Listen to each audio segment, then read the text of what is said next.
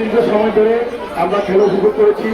যতটুকু দেখেছি দুটি ভাগে খেলাকে ভাগ করে দেওয়া হয়েছে। নবম থেকে ইন্টার পর্যন্ত একটি টিম, তারপরে ষষ্ঠ শ্রেণী থেকে তারপর অষ্টম শ্রেণী পর্যন্ত একটা টিম। আমি বিশেষ করে সপ্তম শ্রেণী অষ্টম শ্রেণীর খেলাটা ভালোভাবে উপভোগ করেছি, যেহেতু উপস্থিত ছিলাম। আমরা দেখতে পেয়েছি সপ্তম শ্রেণীর যারা ছাত্ররা অনেক ভালো খেলেছেন।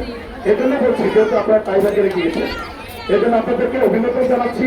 আর পাশাপাশি যারা আজকে জয়ী রয়েছেন তাদের অভিনন্দন জানাচ্ছি। আর যারা জয়ী হতে পারেননি, আগামী দিনের জন্য জয়ী হওয়ার জন্য আপনারা অদম্য পরিশ্রম করবেন, ইনশাআল্লাহ আপনাদের জয় নিশ্চিত হবে।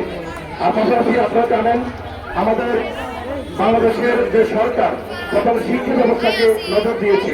শিক্ষা ব্যবস্থাকে নজর দেওয়ার পরে এদেশের মাদক মুক্ত সমাজ গঠন করতে হলে দেখেছে ছাত্র ছাত্রীদেরকে খেলার মনোযোগী করতে হবে। ইতিমধ্যে আপনারা দেখেছেন যে স্কুলে ছাত্রছাত্রী নিয়ে টিম হবে না, ওই স্কুলের শিক্ষকদেরকে টিম করে ফেলতে হবে। তার মানে কি টিম পূরণ করতে হবে। এটা হলো দেশের সরকারের অঙ্গীকার, আপনারা দেখেছেন।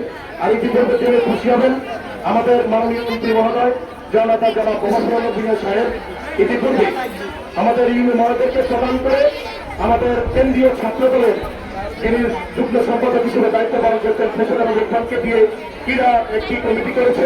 সদস্য সচিব হিসেবে দায়িত্ব পালন করছেন লোকমান। সে ইতিপূর্বে একটি প্রজেক্ট হাতে নিয়েছে, প্রত্যেকটি স্কুলে সে যাবে।